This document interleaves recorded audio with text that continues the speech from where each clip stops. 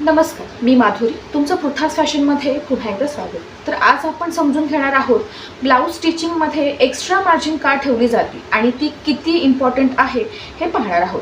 Teller ब्लाऊजमध्ये 1 inch एक्स्ट्राचं margin का ठेवतात माहिती आहे का? हा छोटा सिक्रेट पुढे जाऊन जे फिटिंग वाचवतो त्याबद्दल आपण आज पाहणार आहोत. सगळ्यात आधी मार्जिन म्हणजे काय, तर स्टिचिंग लाईनच्या बाहेर जो फॅब्रिक असतो एक्स्ट्राचा त्याला मार्जिन असं म्हणतात. तुम्ही बघू शकता ही आपली स्टिचिंग लाईन आहे. इथून आपला प्रॉपर फिटिंगचा ब्लाऊज आहे आणि हे एक्स्ट्राचं जे फॅब्रिक आहे ती म्हणजेच ही आपली आहे मार्जिन. आता बघा, आपण कटिंग करत असताना किंवा जे प्रोफेशनल टेलर्स असतात ते ब्लाऊज कटिंग करत असताना कट टू कट कटिंग करत नाही. तर बघा इथे जी स्लीव्सची जी लाईन आहे या लाईनच्या इथे देखील ते मार्जिन ठेवत आहेत. तुम्ही पाहू शकता जे शोल्डर आहे त्या शोल्डरच्या इथे देखील अर्धा इंचाचं मार्जिन इथे ठेवलेलं आहे. म्हणजे स्लीव्जला, शोल्डरला किंवा ही जी आपली स्टिचिंग लाईन आहे इथून जी मार्जिन ठेवली जाते ती प्रत्येक प्रोफेशनल टेलर ठेवतोच, कारण ते ठेवणं फार गरजेचं असतं.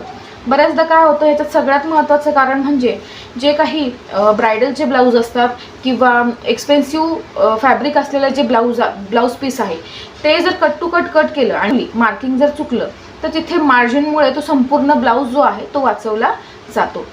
ही आपली स्लीव्ज आहे. तर तुम्ही बघू शकता स्लीव्जला देखील इथे अर्धा इंचाचं मार्जिन आहे. त्याच्यानंतर बघा इथे आपल्या शोल्डरला देखील अर्धा इंचाचं मार्जिन सोडलेलं आहे. आता काय कारण आहे मार्जिन ठेवण्यामागचं? सगळ्यात मोठं कारण म्हणजे फिटिंग अल्ट्रेशन. कधी ब्लाऊज टाईट होतो, कधी लूज होतो किंवा कस्टमरला नंतर फिटिंग चेंज करून पाहिजे असते. जर एक्स्ट्रा मार्जिन असेल तर ब्लाऊज सहज छोटा किंवा मोठा करता येतो. मार्जिन नसेल तर संपूर्ण ब्लाऊज जो आहे तो पुन्हा शिवावा लागू शकतो.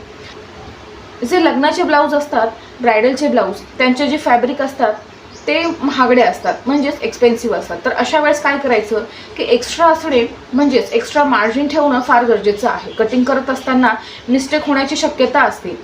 असं झाल्यानंतर जर तुमची मार्जिन तुम्ही ठेवलेली असेल तर त्यावेळेस संपूर्ण ब्लाऊज जो आहे तो वाचवता येतो. म्हणजे जरी काही चुका झाल्या तरी मार्जिनला घेऊन आपण ब्लाऊज व्यवस्थित कटिंग आणि स्टिचिंग देखील करून त्याला रेडी करू शकतो.